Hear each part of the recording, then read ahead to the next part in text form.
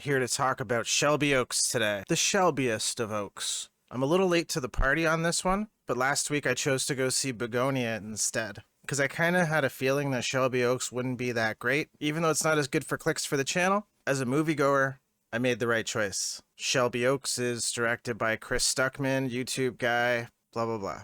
I didn't like this movie very much. I was kind of bored. And unfortunately, when I get bored, I start looking more at the shots and stuff than getting involved in the movie. There was like a couple cool shots in it where I was like, oh man, that's actually really cool. But then I kind of wished it had been shot differently. It's like he technically knew what he needed to shoot, but didn't know how to make it effective. It starts off as found footage, and it is the most effective part of the movie, but at the same time, it comes across as really sloppy. And I read somewhere they hired another editor, and the editor's first task was expanding on that intro segment with the found footage because that was the most effective part of the movie. Everybody agreed, right? And I feel like they just made shots longer that shouldn't have been longer. All the shots dragged on for like 2 seconds too long for no reason. If somebody was making a documentary, it wouldn't look like that. You could cut it up a little bit to make it a little more interesting. I actually think they should have shortened the intro segment a little bit. Just because that's the best part doesn't mean making it longer is better. I also feel like the editing in the rest of the movie wasn't very effective. Things are well lit, they're generally well shot, but it's cut together in the weirdest way. I don't know if the editors did the best with what they had.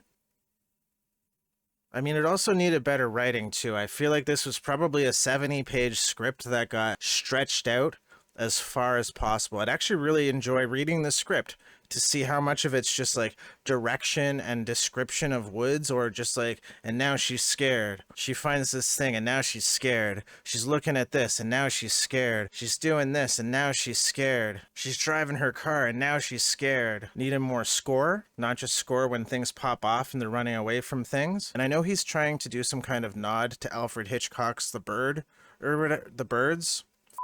But I just don't think it really worked in this one because Alfred Hitchcock had more of an eye for suspense. This movie has an expectation that you're going to feel suspense, but it doesn't really execute that suspense too well. The main actress is acting her ass off, but she's not being filmed in a way that makes the scene scary. She's looking off into the woods all scared, but it doesn't feel like she's scared of anything. It doesn't feel like the woods are watching her. And then when you see a shot of like the evil dogs or whatever, they just look like normal dogs with their eyes lit up. When they're in shadow, it can be a little bit creepy, but man, when you see the dog later in the movie and it's just this German Shepherd looking chill and friendly, but with like evil eyes, and they add growling sounds to it, but like it's not angry. It's so strange. There's a part where a dog jumps out to like nip at her and it just looks like he's gonna give her a kiss. I've heard a lot of people saying that the budget is the reason. Oh, he only did it on a $1 million budget. But man, there's so many movies that did so much on a budget, like first-time directors that did so much with nothing. It's because they had like a clear vision and probably people on their team to help them. A cinematographer who was really great at what they did, an editor who was really great at what they did, somebody making a score that's really great at what they did. Like, these movies just had more passion behind them. This one had passion to make a movie without really the artistic vision. It's like if you get really good at guitar study and really good at playing mechanically, but it never really sounds like it has any soul. This movie has the mechanics, but it doesn't have the soul. Keith David's in there. I loved his scene because of the gravitas of him. It's nice to see him. He just has a way about the way he speaks and about his demeanor. But the problem is he's like misused. And let me tell you, when you got Keith David on screen, don't cut away to close-up shots of drinks pouring or clocks or anything like that. You have Keith David on screen and you just cut down his screen time for nothing. Close-up of a mug is nothing in that conversation, and we didn't need it. I just don't understand how you have Keith David and then you give him nothing. The movie had a $1 million budget, and again, in the hands of somebody with a bit more of a vision, it might have been like a real breakthrough first film. And I think that what Neon was hoping for was another successful YouTuber film, like another Barbarian, you know? Another Talk to Me, another Blair Witch Project. All these films that there's little pieces of throughout are just so much better than this one. Barbarian. $4.5 million. One of the best movies I've seen in a long time. And that was the directorial debut of a YouTuber from the whitest kids we know. Talk to Me. YouTuber, horror movie. From A24. A24 picked it up. $4.5 million. Really good though. But you're going to say, oh, $4.5 million is still a lot more than $1 million.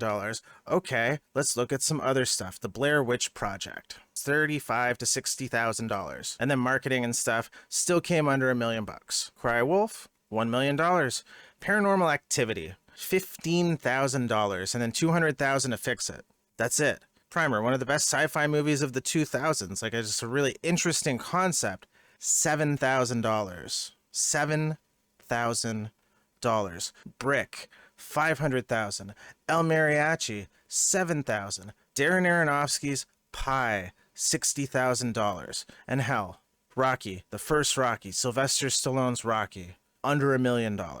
You can do a lot with little if you have the creative vision to push it across the finish line. Now, I don't doubt that Chris Stuckmann loves movies, but it's a lot harder to make a movie. Even if you have all the technical qualifications to do it, even if you have infinite knowledge of the shots and the lighting and the setup, and you know everything, that doesn't mean you're going to be able to make an effective, believable movie. She needed more interactions with people. She needed to make more sense as a person. I actually appreciate that they have her boyfriend ask her why she didn't give the tape to the cops, because, like, clearly everyone's thinking that. Why didn't you give it to the police? Everyone's thinking, why wouldn't you give the tapes to the cops? But just because she explains it doesn't mean that explanation was good. It made absolutely no sense to me that during that whole scene where that guy shows up and he goes bang, bang, she has the wherewithal in her shock and panic to grab the tape because she needed the truth and needed to keep it away from the cops. First of all, good thing she knows how in 2020 to use. A mini DV tape still has all that stuff on hand, ready to go. She's good with it. And man, it's great that there wasn't those like stupid lines in the DV tape that actually happen. You know, when you get a little dust on the tape. Meanwhile, this thing was like all gross and bloody and muddy. But hey, that ran just fine. It actually had weird hiccups on it that I've never seen on a DV tape before. That's a bit of a nitpick right there. I have a bit more I can say. Shelby Oaks is a confusing movie. It's confusing as to why it's even in theaters with a wide release. I just can't believe anybody looked at this and said, yes, this is going to be the next Paranormal Activity or Blair Witch Project. And it's really not. You look at any of those movies and they come across as competent films where you're not distracted by the way it's filmed, where you're not distracted by the homages that the director wants to throw in rather than telling their own story. This feels born for straight to streaming, but I think Neon was going for some kind of gimmick here. Like the gimmick being, okay, this guy has like 2 million subscribers or whatever. That's 2 million people that are going to at least go see this movie. We're going to make our money on it. And I'm sure they're going to make some money on it. And I'm sure we'll see Chris Stuckmann direct something again, because this is the timeline that we all exist in together. We're all here together, and I'm sure we're going to see more Stuckmann movies in the future. But man, this passion project was not it. Those tunnels were shot like a History Channel documentary show, you know what I mean? Like, ooh, creepy for PBS. The dogs are never scary.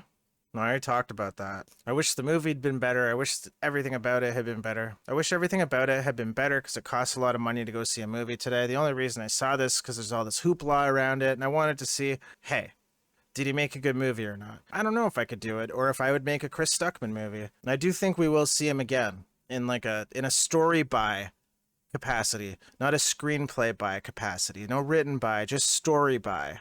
And that's okay. I wish I could see what Mike Flanagan and NEON saw in this, other than the dollar signs of how cheap they could get it. There's always been this thought, I've been hearing it like for so many years, that horror movies always make money because they cost so little to make, you can make them cheap, and a lot of people enjoy going to see them, right? So they were like, okay, we can polish this up. People are going to go see it. There's a couple jump scares. It'll be fine, right? People will like it enough. It'll hit streaming. We'll make a bit of money. And I'm sure they will make a bit of money. But this ain't it. It ain't scary. I've seen pictures of him wearing a mask while making the movie, so maybe it was a COVID movie, and that's why there's like barely any scenes with people. I don't know. There's so much Blair Witch in this. You even have these little idols that are supposed to call back to the stick things in Blair Witch, but they look so stupid. Everything just looks so stupid. Why write a movie with demon dogs if you have no budget? Why make a demon dog movie? Do anything else. It looks bad. And it ends with her making a face again because she's been making a face the whole movie. Like by the end of the movie, I was kind of tired of her making that face. I feel like she should have saved that face for like mostly towards the end and like done like a chilled back version throughout the movie. Because by then it was just like, ugh, and she's just making that face again. Anyway, that's it. Didn't like it. Thanks for watching.